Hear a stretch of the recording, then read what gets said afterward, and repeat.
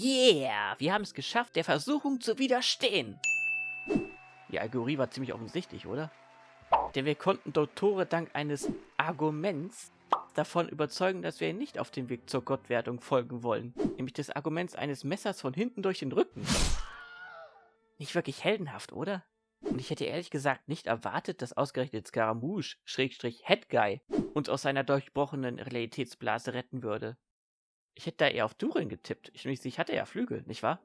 So leider wird das Dottore nicht davon abhalten, weiter daran zu arbeiten, zur psychopathischen Obermondgottheit aufzusteigen, die alles, was sie tut, nur als großes Experiment sieht und denen das Leiden anderer total egal ist. Eigentlich ist das totale Klischee eines verrückten Wissenschaftlers. I am a scientist. It's so cool. Aber etwas Positives gibt es. Columbina lebt. Yeah! Und das haben wir dank den Nachforschungen unserer Freunde herausgefunden. Und dass sie sich in dieser Abgrunddimension, in der sie gefangen ist, sich quasi rückwärts durch die Zeit bewegt? Und in diesen Vergangenheiten auch eingreifen kann. Denn sie war der Geist, der uns damals dabei geholfen hat, die Akten zu finden, zusammen mit Flints. Das bedeutet, Columbina war schon immer ein Geist. Also zumindest in der Vergangenheit. Ja, ihr denkt wahrscheinlich auch gerade, wer macht solche Regeln? Die Frage ist nun, wie kriegen wir sie da heraus, damit sie uns beim Kampf gegen Dottore unterstützt? Vielleicht findet sie dort jemanden, der ihr dabei weiterhelfen könnte. Sofern sie vorher nicht auf den Rächer von Sonari, aka Reria, trifft, der sie dann in kleine Stücke hackt.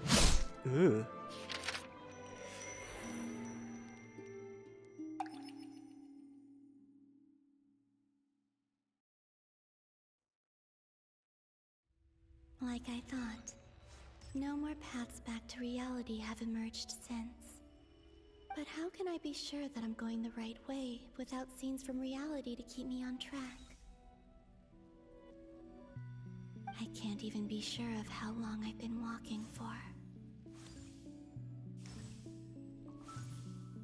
The further I travel, the less stable this space becomes. There are even moments where I can sense something that feels like abyssal energy. They can just materialize out of thin air. I have to keep my wits about me.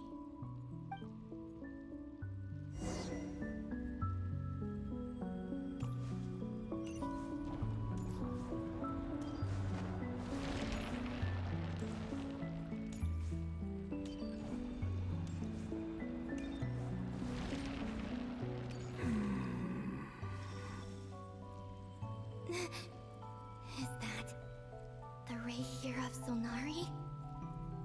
I can't believe he survived. How did he do it?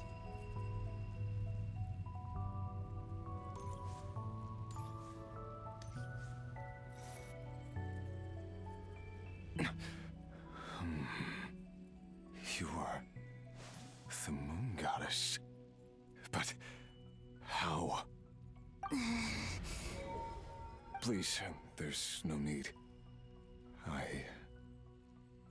I'm not interested in fighting anymore. I find that a little difficult to believe. Yeah. Honestly, so do I. The way you used my own power against me it was a brilliant strategy. And then, in the final moment before I was thrown into this space, I got to see an old friend. Mr. Dainsleif. Right. It was so long ago now.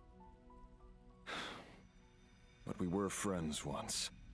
When I first got here, I was filled with hatred, remorse, and rage. How I cursed and devoured.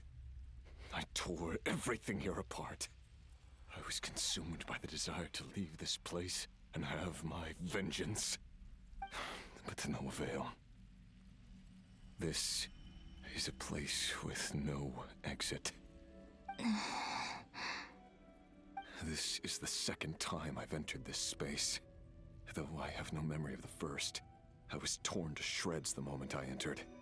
But this time I survived. It must be partly because of this new body. And partly because of all the Kuvaki I absorbed in Nod-Krai. Are you the source of the abyssal power in here? Not all of it. Some is from when I first arrived here and tried to destroy everything. But there was already a degree of abyssal power here before I entered. And like a venomous snake baking in the merciless sun, it tried to slither into my shadow. Tried to? So, you rejected it? Yes. Because after that, the world suddenly became silent for a moment. What do you mean? The voices in my head, they were gone. And then I saw her. Her? Thalindis. My former lover. Never mentioned that she saw a memory of Thalindis leaping into the moon's reflection. More precisely, I saw her afterimage. I'm sure the real her is long gone. She was just an ordinary Conrian. She couldn't have survived here for very long. Anyway, why have you come here?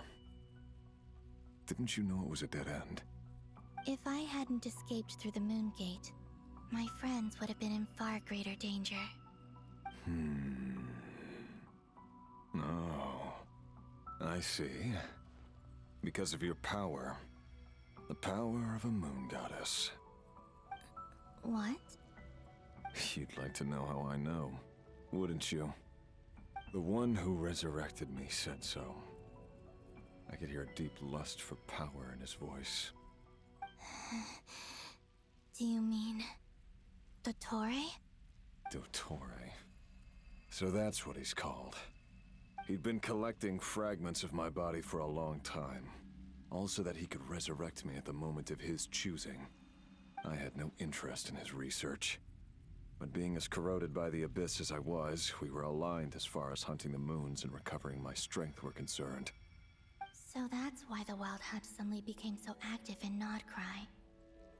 When I left the Fatui in my weakened state, Dottore must have felt that his time had come.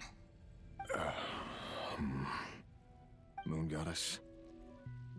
Could I ask a favor of you? What? I know this is a lot to ask, especially from someone who tried to kill you. If you refuse, I won't fight it.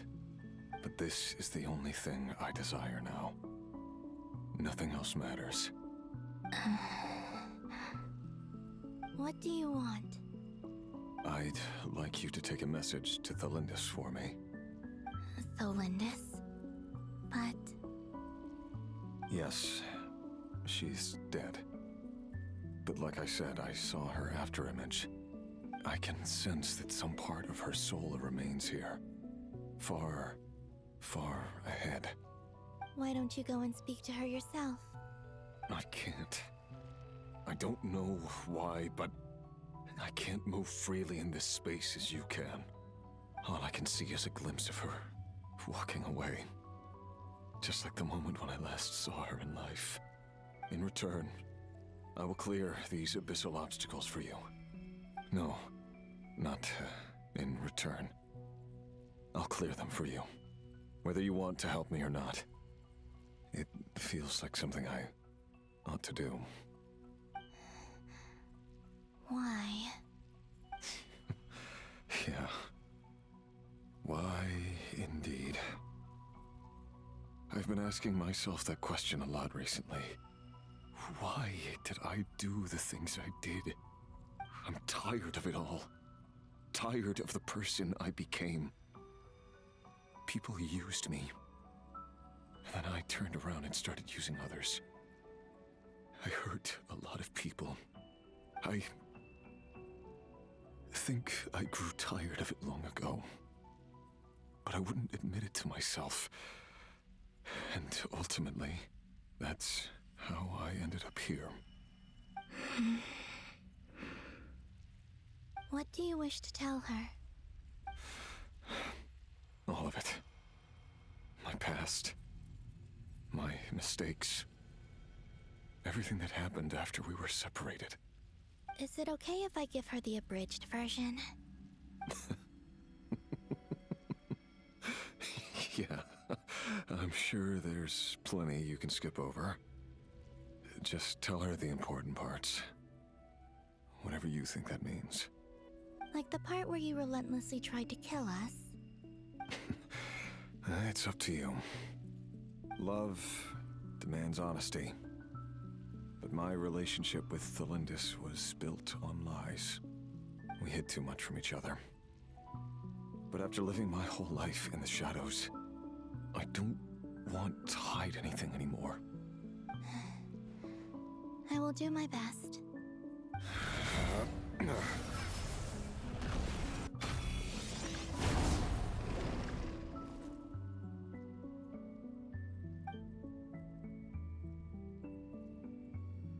There. The abyss will no longer stand in your way. Even though Mr. Dainsliff felt he had to fight you, I think he still regarded you as a friend. Dane? He said that you betrayed him, but he also felt great remorse at never having understood what you were truly going through. Why tell me this? Because if he'd known that someone could take a message to you, I believe that's what he would have said. Thank you. It means a lot. I know this will sound strange coming from me, but don't die, Moon Goddess. I can tell that you're determined to get out of here.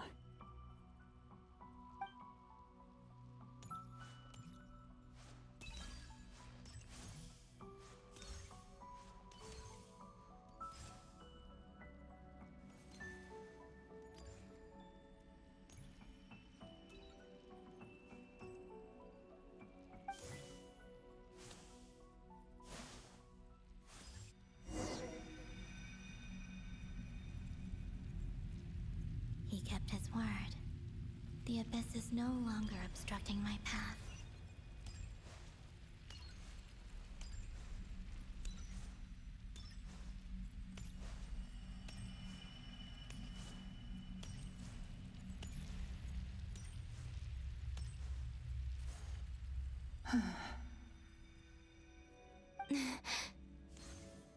Is that the Lindis? She wasn't far off at all.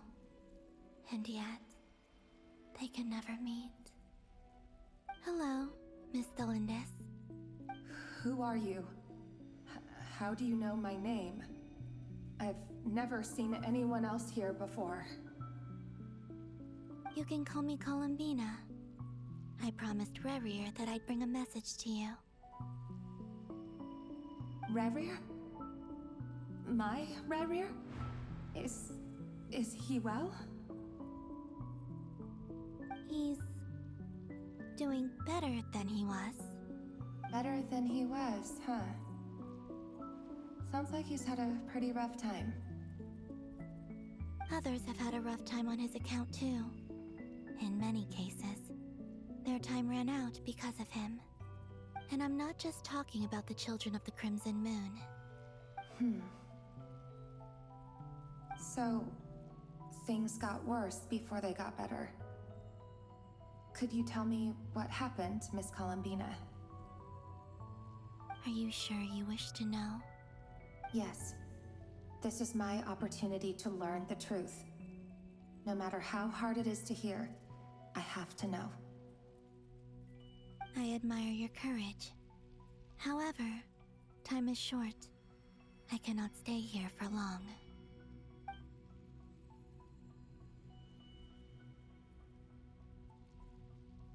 Rerir had seeds of hatred in his heart, and many people nursed them for their own ends. On some level, everything he did was to try and find a way to see you again. But in the end, he came to regret his mistakes. He wanted to apologize for hiding his past from you. Beyond that, he did not say specifically what it was he wished to convey to you, but I'm sure that you've always been on his mind. You are what has kept him going over all these years.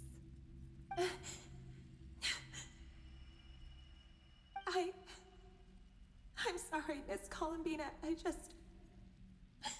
This is so upsetting. I'm not sure how to put my feelings into words. It's all right. I understand. Well, that's everything from me. So, I guess I'll be... Wait. One moment. Time flows backwards here. The road ahead only leads further and further into the past. I know. I intend to reach the end of that road. Without a moon marrow, without the 3 moons' power, you won't make it far. Wait, unless... Are you one of the moon goddesses? You could say that. I see. I often think to myself, if life is like a train ride, why haven't I reached the terminus? Where am I even going? And it's not just me, it's this whole place. Wherever it is, it seems like it's existed forever. It's such a mystery. Where is it going? I must seem so ridiculous. I can't answer these basic questions, and yet I jumped right in here without hesitating, only to be torn apart the moment I entered by powerful energy currents. Only my soul remains now. Thinking back, I was suddenly overcome with fear and terror in that moment. Perhaps I too became bewitched by the abyss. I may have been the leverage it needed to control Rayrear. I used to be a researcher at the Universitas Magistrorum in Conria, researching the iridescent moon's marrow. Eventually, I came to the conclusion that time in here flows in reverse. Rayrear was one of the Finster King's retainers. With me, he was in an impossible position. It plagued him constantly. I wanted to help him escape his lot in life. I wanted him to be happy, so I thought I'd use this place to return to the past. At the time, I thought I could just go back to the day that the Finster King first found the princess. It was only after meeting the princess that the Finster King started going too far with his research into the abyss. That was the day all of our woes began. I thought I could stop the king from ever meeting her and solve everything. I couldn't kill the Finster King himself, so I had to find another way to save Rayrear. That's why I wanted to go back, to kill the person who had brought new possibilities to our realm. I'm sure it was a futile endeavor, but the abyss probably enhances the basest human desires. So I naively hoped I could change everything. But I was simply too weak. Like a speck of dust against the whole universe. Look at me. I didn't even survive the journey here. Not physically, at least. I know I'm never getting out of here. But you're different. You can make it, and I want to help you. I owe you that much. How do you plan to help me? Have you noticed the golden energy that exists here? Based on my past research and my observations since coming here, I believe they carry you forward faster. I can share what I've learned and help you understand the pattern in which this energy appears.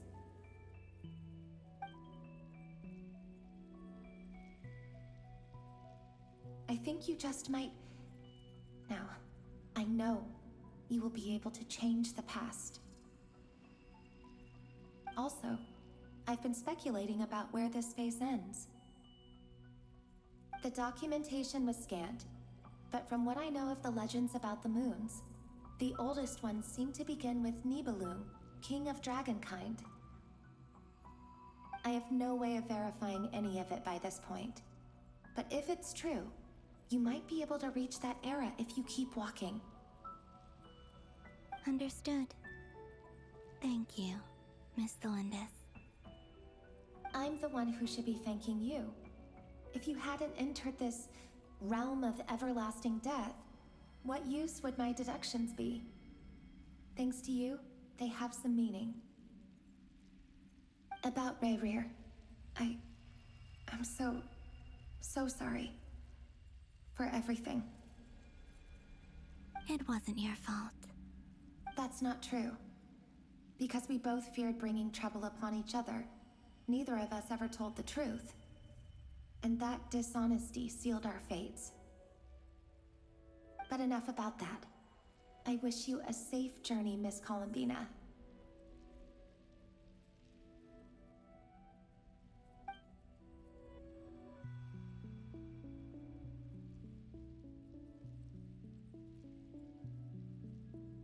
And may the outside world never have to experience pain like this again.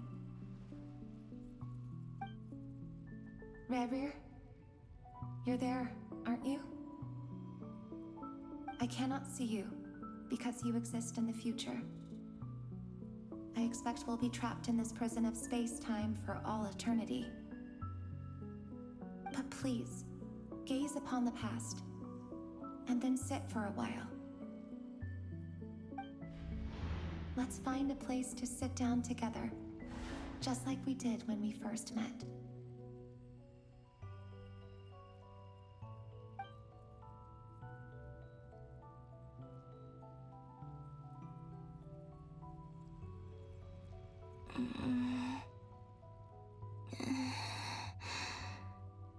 How long have I been walking? How much further till I reach the end? Is there even an end to be found? Everything's getting blurry.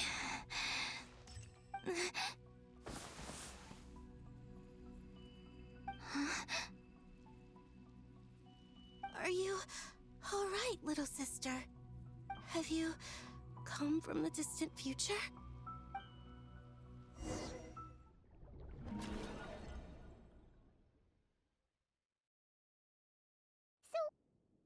Exactly did the moons just disappear? Shouldn't it be a little harder to get rid of major creations like moons? The world is a vast and ancient place. On a certain scale, all life lasts for but a fleeting moment. Miss Nicole explained that the moon goddesses likely perished in the War of Funerary Flame. The moons themselves were also destroyed at that time, save for the Frost Moon, from which a new moon goddess was later born. Am I missing something then? 'Cause the stories say that the moon goddesses were born on the moon, but doesn't Columbina say she was born in Nod-Krai? Huh, you're right. Why do their birthplaces differ? What's the difference between the two generations of moon goddesses? Also, remember what Sandrone said? Her scans detected 4 moons. In other words, 4 moon marrows. Technically, the result of the scan means that 4 moon marrows were detected and positively identified as moons in that moment. In other words, this piece of information alone isn't enough for us to know how Miss Columbina is doing right now. Yep, we have no way of staying up to date on whether she's dead or alive. She's on her own for now. But at least she's trying her best to get back to us. Yeah. She's a tough cookie. And a sore loser, too. We have to trust that she'll find a way. Because we really need her power. As much as it pains me to say it, we've got no chance of beating Dottore in a straight-up fight. He's much too powerful. It wouldn't even be close. That maniac is going to devour everything in his path until he reaches us. We need to find someone or something that can stop him before he does anything worse. I'll be frank. Our only hope of defeating this false god is with a real moon goddess on our side. I'm not just saying this because Columbina's a friend and I want her back safe and sound. It's just the truth.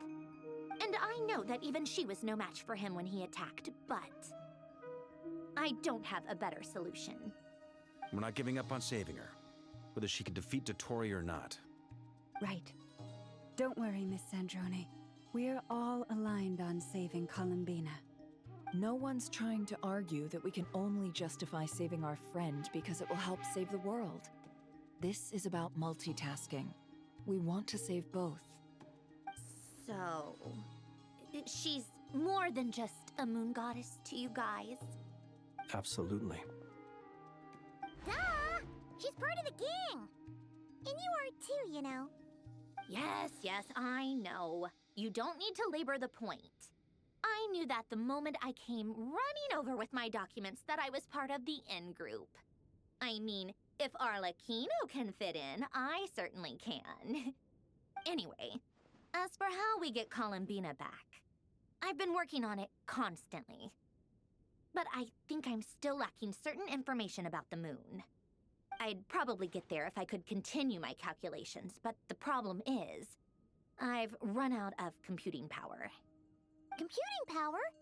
You mean you need more energy? No, the issue isn't energy, it's processing power.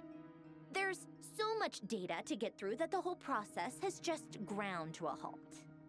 That's a tricky problem. René de Petrichor of the Nazissenkreuz Ordo once foretold the fate of the world. But I don't know how he did it. My guess is that he used the primordial sea's power. However, that won't work for me. His methodology was vastly different from my own. What's worse, they're incompatible. And, to top it all off, we can't even leave Nod-Krai. Ugh, this is so annoying. If I'd known we'd run into a bottleneck like this. Well, no, the design bureau's a bust as well. Curse that Dottore! Couldn't have made this harder for me if he tried. Oh, what do we do then? How about we grab a bite to eat and take a break? Maybe something will come to mind after you've cleared your head. You don't get it, do you? I'm trying to calculate the fate of an entire world here. And I need accurate results, not vague prophecies. Where the heck am I gonna find the computing power for that? Ahem. Anyway, time to shelve the discussion on technical difficulties. Being a killjoy isn't very ladylike after all. Either way, we've done what we can. Rest well, everyone. Remember to let us know if anything new comes up. Hat guy? Is he hinting that we should talk outside? Let's go somewhere a little more private.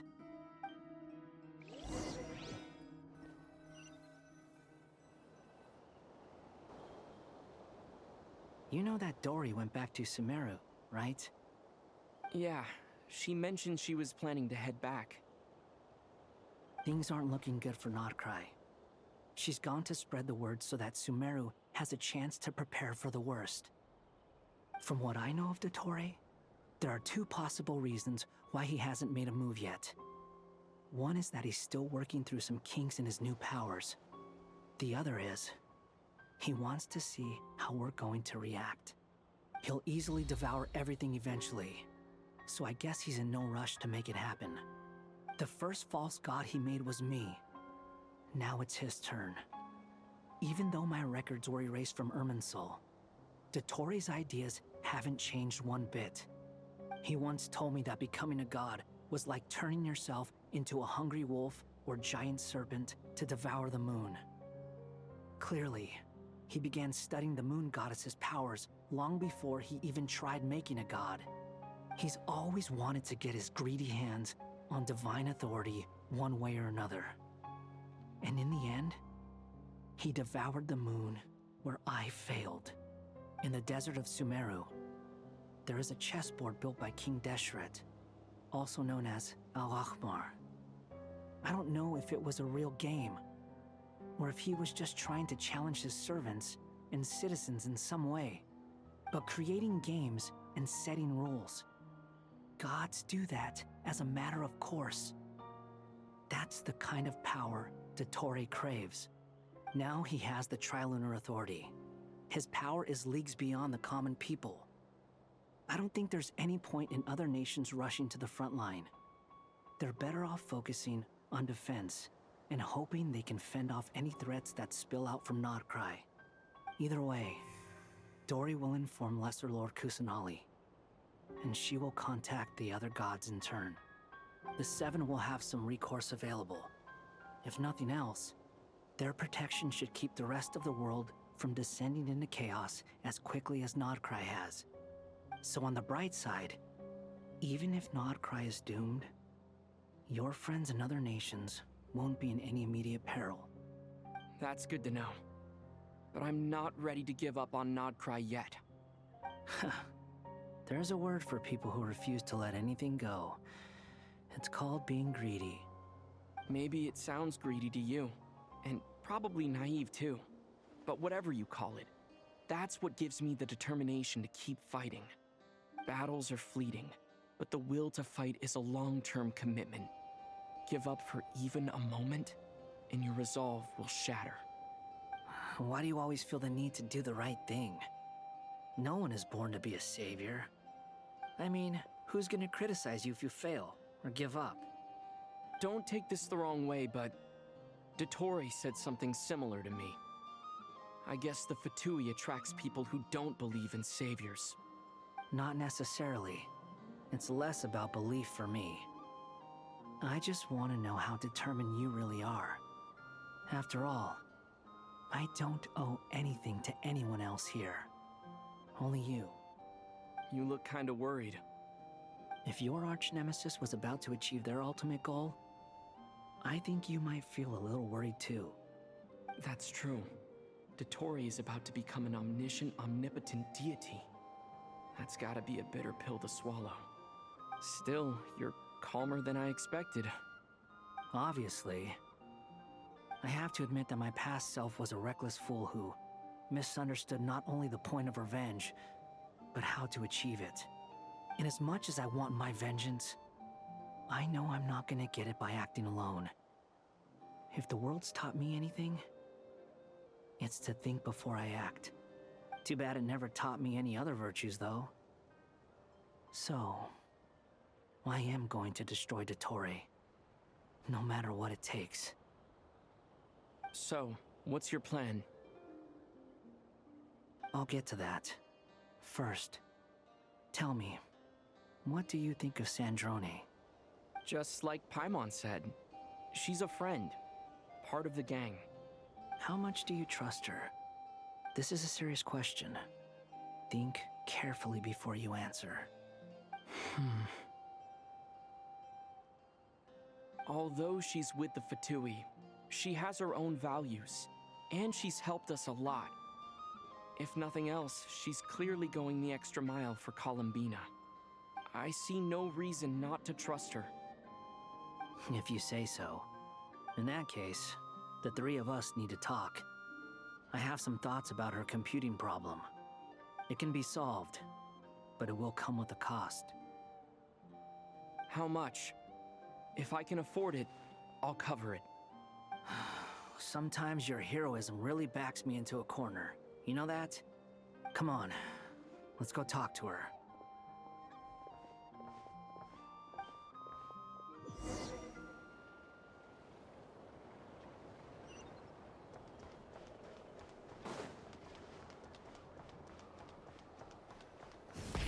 Rev the engines!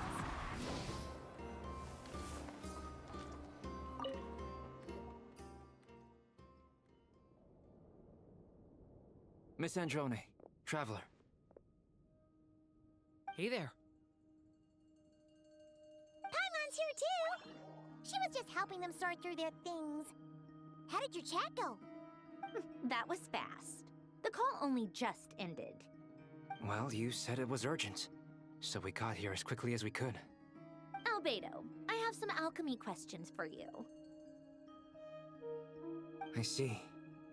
Looks like my knowledge proved useful after all.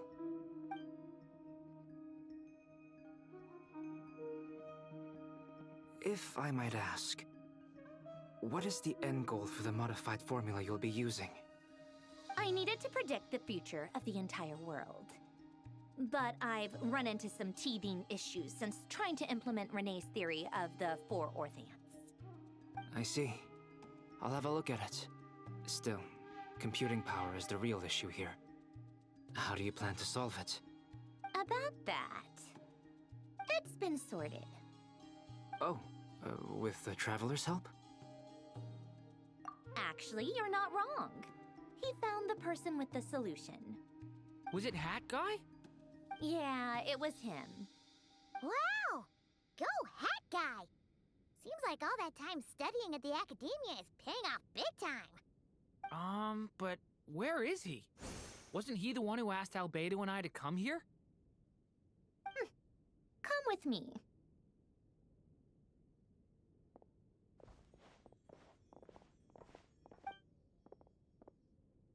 Hat Guy? What's happened to him? Hat Guy! Can you hear us? No response. I guess he's in hibernation. Hat Guy mentioned that he was a puppet. It seems that his functions are currently shut down. I presume this has something to do with the solution to your computing problem. That's right. He and the Traveler came to see me. Wait, what? You have a solution? Would you calm down?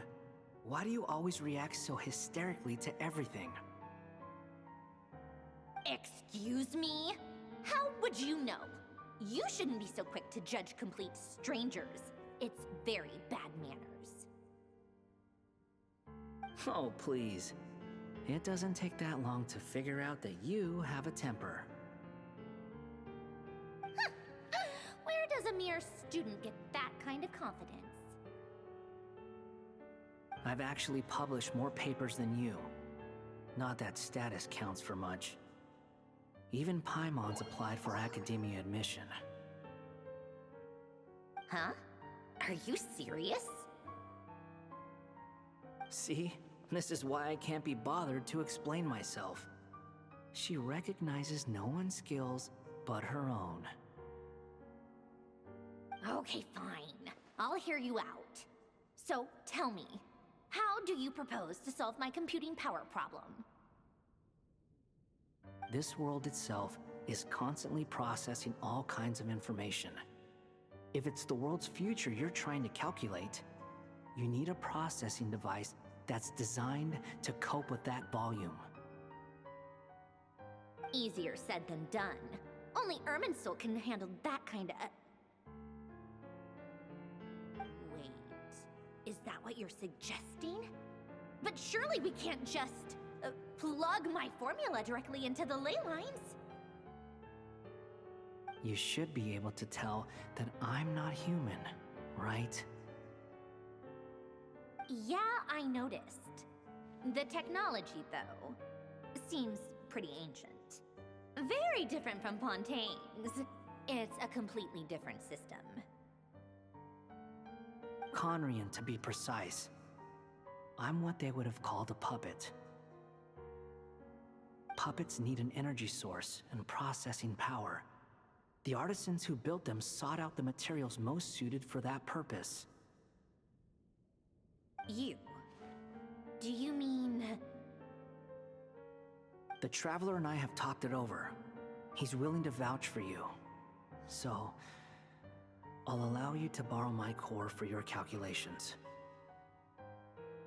It was built using wood from a silver-white tree, which makes it a small part of Irminsul. Conrian technology and Irminsul wood. Who in the world could have built you? Are you sure about this? A puppet without its core will cease functioning completely. And if it's left in that state for too long, it might not recover. You could die if you do this. You do realize that, don't you? I can put two and two together, yes. No need to rub it in.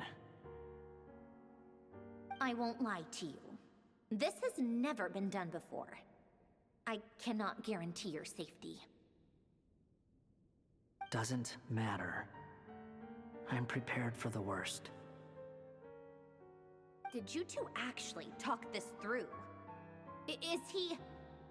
Are we really considering this? Yes, we discussed it.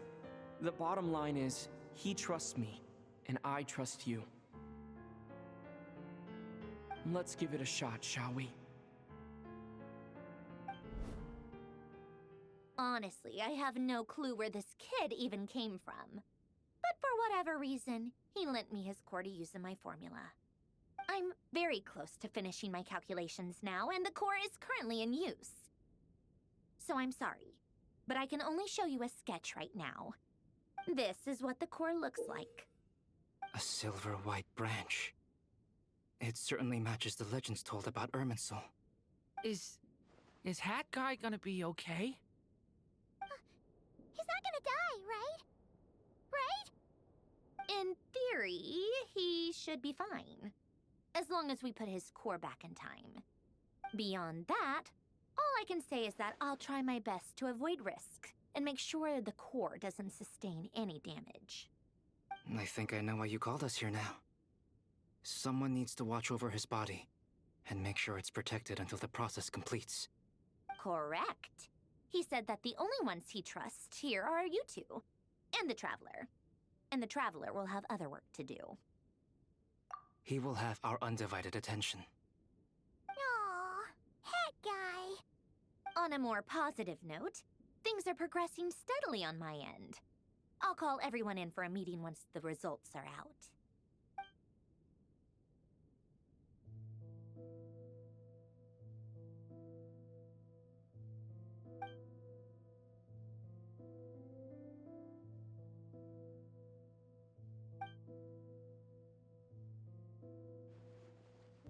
The worst-case scenario with the core removal is either a system reset or a total loss of function. But I'm not afraid. A quiet death should have been my fate long ago. A core is completely different from a heart. It's like another vital organ entirely. I never believed it could be a true replacement for what I sought. But in the end, it turns out the core was more useful to me. Pretty funny when you think about it. It's like the punchline of my entire life. Do you think there's any difference between a puppet and a human? If not, then this would just be another samsara. I have already experienced both a past life and a next life. Part of me wonders whether I'm only capable of making this decision because I've become a real human. What's with that expression? Isn't this a good thing? Sandrone will succeed, won't she? She has to. She will. We all have to persevere until this is over. That's right. And I'll protect you all until a moment of victory arrives.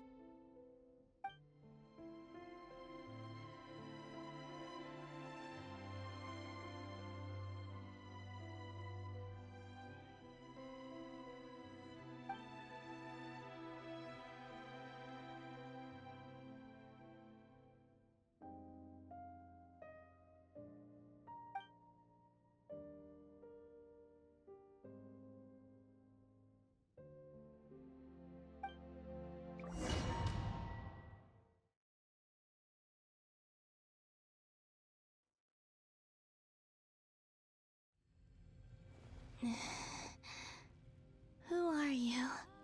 Call me Sonnet. You have the same power as Canon. Sonnet. So, you're the goddess of the iridescent moon? Oh, goodness! You recognize me? Well then, what's your name? Columbina. Columbina Hyposelenia.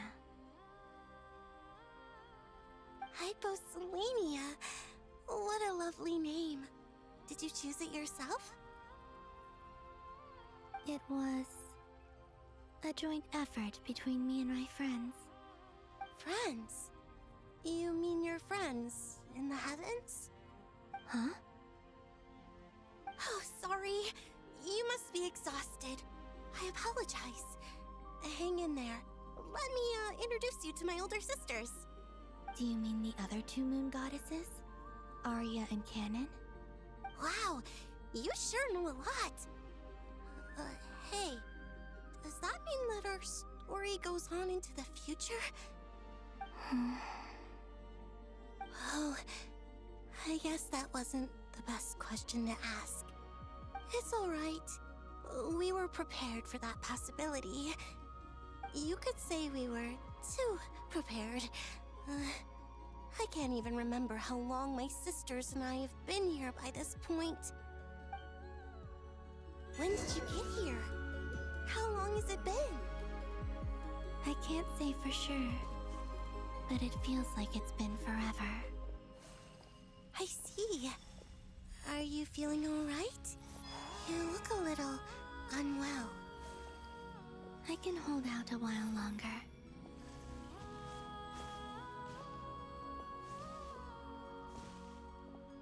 We don't have far to go.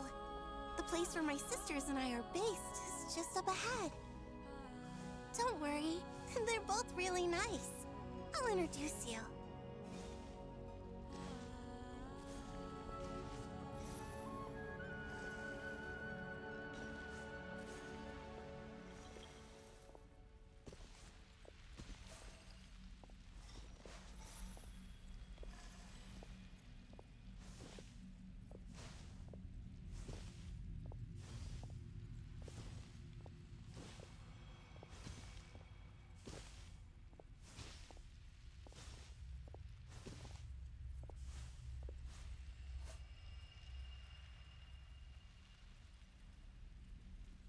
Sisters!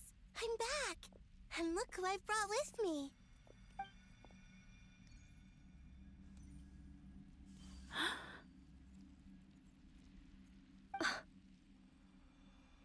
It's our lovely little sister, born in the far future.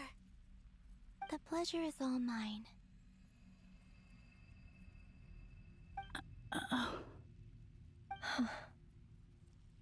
Allow me to introduce you to Columbina Hyposelenia.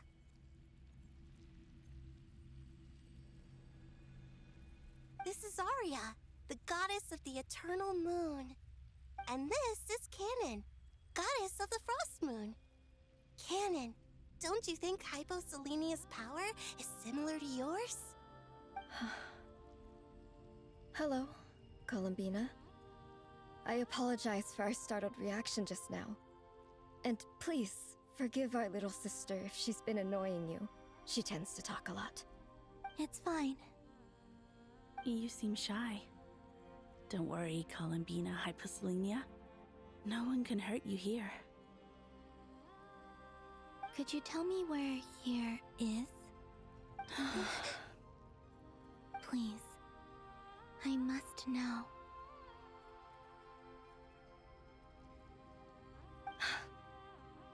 My dear sister, this is where Tevat's original ruler, the Dragon King Nibelung, imprisoned the moon goddesses. What? You're scaring her, Canon. No, I'm fine. Please, continue. Nibelung, our original master, created us in the distant past to maintain Tevat.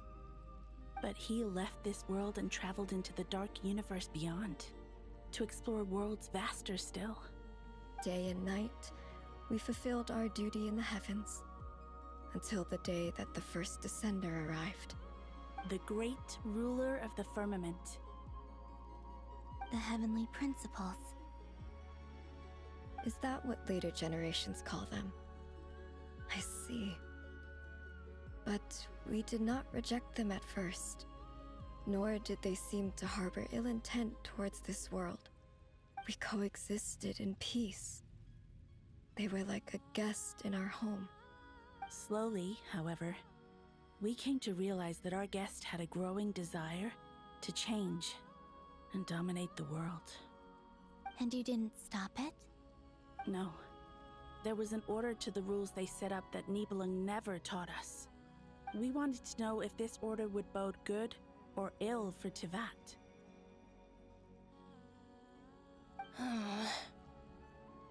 All right. Canon and I wanted to know. Sonnet was against it from the outset. Later, we discovered that this great ruler of the firmament bore an almost paranoid hostility toward the desire of certain life forms to seek power. Or perhaps they feared them. They would even cast down celestial nails as manifestations of their power, to punish the civilizations of the world below. Only this was far beyond mere punishment. Right. Their rules brought order, but the price people paid for merely testing the limits of those rules was far too great. I did everything in my power to help the punished escape catastrophe, but still, too many lives were lost.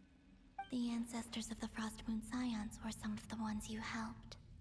But just when we had decided to take countermeasures, the Dragon King, Nibelung, returned. And so began the War of Funerary Flame. So, that's the name the world gave that war in the future. Well, who won in the end?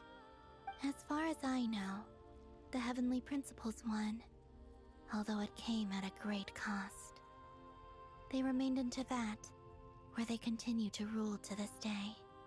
And the world's original master, the Dragon King Nibelung, was destroyed. And what of the moons? Are there still 3 moons in Teyvat's skies? You can tell us the truth, Columbina. We know we are but remnants of a bygone age. We are prepared for the answer. Only the Frost Moon remains. But it has been cast beyond the false firmament by the Heavenly Principles. The eternal and iridescent moons were both shattered during the war. So death finally came for us in the end. Sonnet. But you're still here, aren't you? A moon goddess cannot live without her moon, Columbina.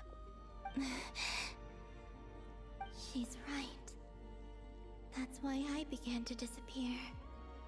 Because the Frost Moon is cut off by the false sky. How much worse it would have been if it were outright destroyed.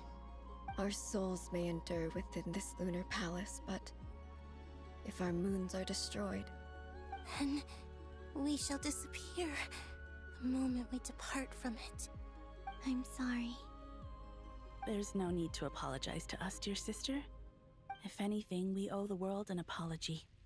If only we'd decided to act sooner, rather than arguing amongst ourselves. all the more reason not to spend this time in regret and repentance. Instead, we should focus our efforts on how we might help our future sister. Sorry? Don't you see, Columbina, your story is not yet over. Is that not why you are here?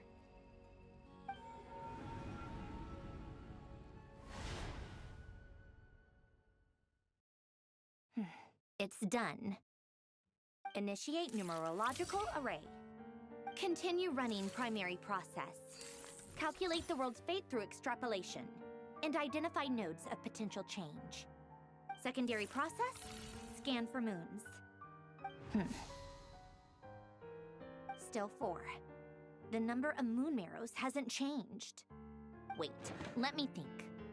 Is it possible that there's something I've been misunderstanding about the moons all along? Variables. Variables in the world. I know where potential variables within the world come from. So what about the moons? Are there any variables there? Like their life or death, for instance. What if being alive or dead makes no difference to a moon? But that's so strange. Even immortal gods can die. Why would the moons alone be... Wait! I've got it! If alive or dead is considered a variable, we might have had this wrong the whole time. No one ever said that a moon marrow equals a living moon. We just made that assumption ourselves. Initiate secondary process. Scan again. This time filtering out interfering perimeter. Moon marrow. I don't care if they're natural or artificial. Get them out of my search results!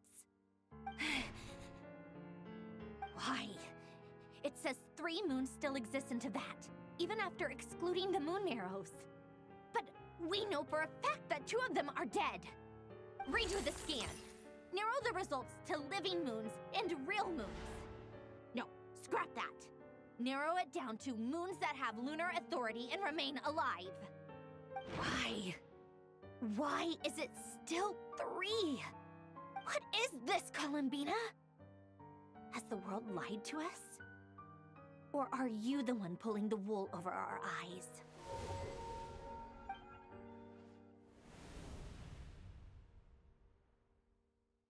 So, you think that the moon's reflection might be where Nibelung imprisoned the 3 moon sisters? Yes, it would explain a lot, such as why that space would respond to a moon goddess's power, opening the moon gate at her command. It would also explain why Miss Columbina has been unable to leave, and why time flows in reverse there. In the messages she sent, Columbina promised us she'd find a way to return, but we have no way of knowing how, when, or where this might happen. The fact that she still has yet to reappear in this world indicates that returning from that place is no easy feat. We cannot afford to simply wait for her. So you're saying, if she could return by her own power alone, she would have done so long ago? Yes, she certainly wouldn't leave it to this late stage when it's so touch and go. I've been giving this some thought, and I've come to believe that Luanatar might be an anchor that she left behind, as a sort of future waypoint. This could also explain why Luanatar is always by the traveler's side. Sounds like a plausible theory. If that's the case, there must be some criteria we need to fulfill to allow Columbina to return to the present. The question is, what could they be?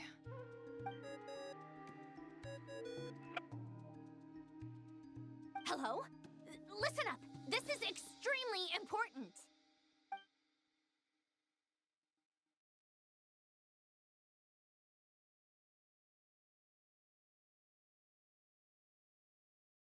Not only is Columbina alive, but she may well exist in a form unimaginable to us. I'm still unclear on the details, but she's done something truly inconceivable in the past. And the clue to what she's done lies in the moon and Teyvat sky. Truly amazing. Oh, I'm so delighted for her. I'm sure we all feel the same. And I'm sure Columbina is ready to get back here and fight by our side. I'll keep my calculations going and try to find some way of coordinating with her. But that's not an excuse for everyone else to slack off, okay? All of you had better keep trying to think of solutions. How can the dead moon still live? And Luanatar...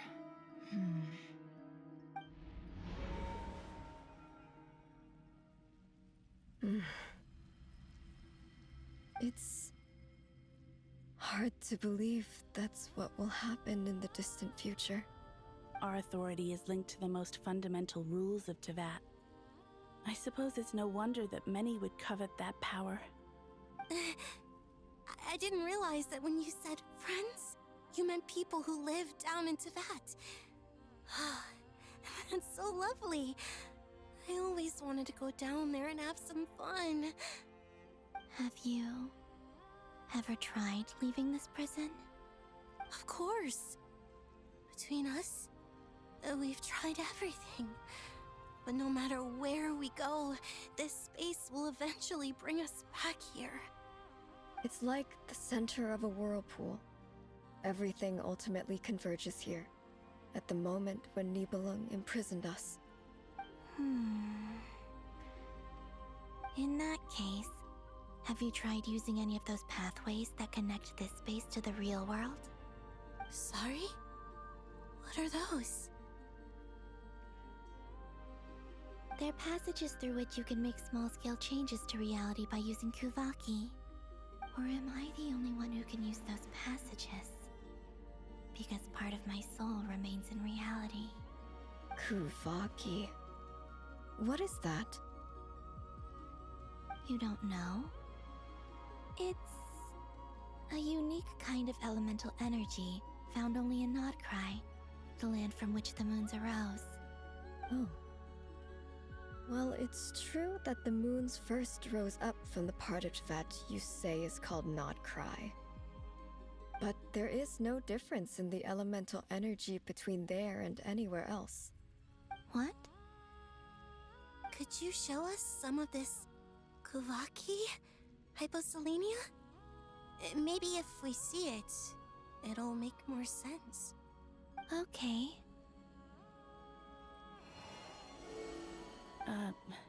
Isn't that just your power? What? But it's everywhere in Nod-Krai. In the air, in the land. Even the creatures who live there have adapted to its influence. How curious. This Kuvaki certainly did not exist anywhere in the world before we were imprisoned. Let alone influence living creatures. So, how exactly does it affect them anyway? Can they float in the air like us? This is so strange. Why would their reality differ so much from mine? Columbina, you're looking for more than just a way out of here, aren't you? Yes. If I am to help my friends, I will need tri-lunar authority on par with that of our foe. You mean... you'll need our power? This sounds extremely risky. The three moons' powers are not mutually compatible. Concentrating them into one goddess will be a very painful process. And if anything goes wrong, it could tear you to pieces. I know. But I'm willing to take that risk. Even so, let's say we successfully transfer our authority to you. How will you take it outside this prison? Niblin constructed this realm specifically to prevent us from using our powers to interfere in his war. No moon goddess can leave this place alive. What if I don't leave alive?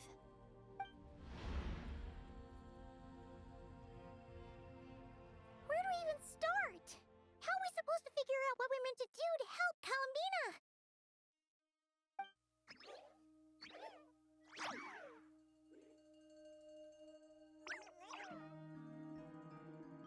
Columbina? What do you need from us? If she really got to the beginning of time in there, how do you think she'd leave us a message?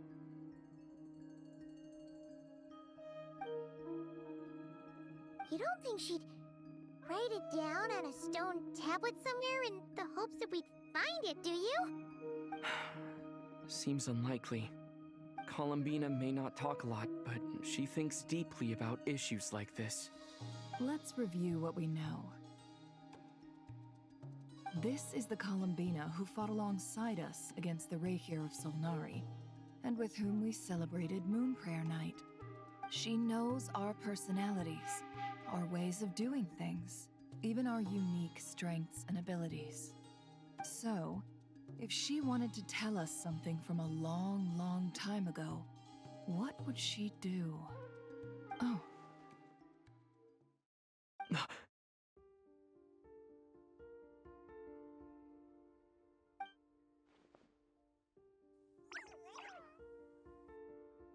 Traveler, you once said that those golden ripples also appeared when Luanatar was born.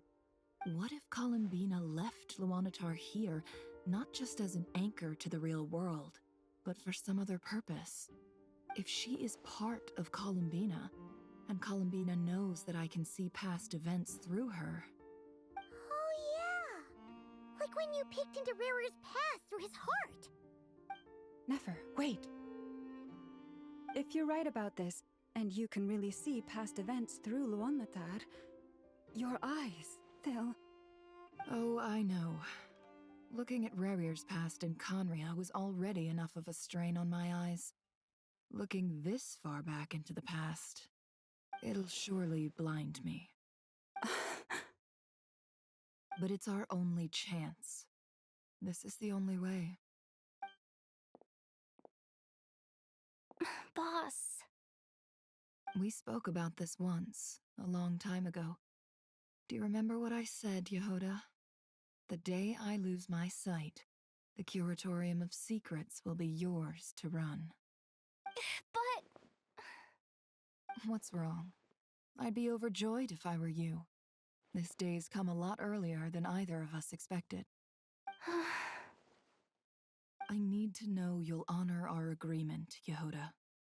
Promise me. Yes, Boss Neff. I promise. Are you sure you don't want some time to think this through? What is there to think through? I should have gone blind after our battle with Rerir. Frankly, it's almost criminal that I got away with it for this long. Then at least let me take some precautions on your behalf. And if you really do lose your sight, I'll visit your office every day and make sure you're well looked after. Oh, please, anything but that. I was actually ready to go through with this. Are you trying to scare me into backing out? As if I could ever scare you. I'll assume you're just joking to calm your nerves. All right, enough chit-chat. Let's do this.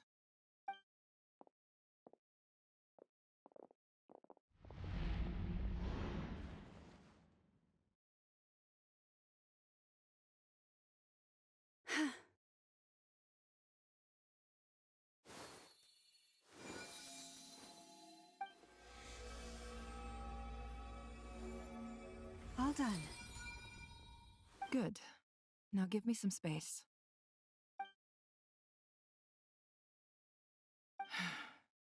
Come on then, little one. Show me what happened in the past.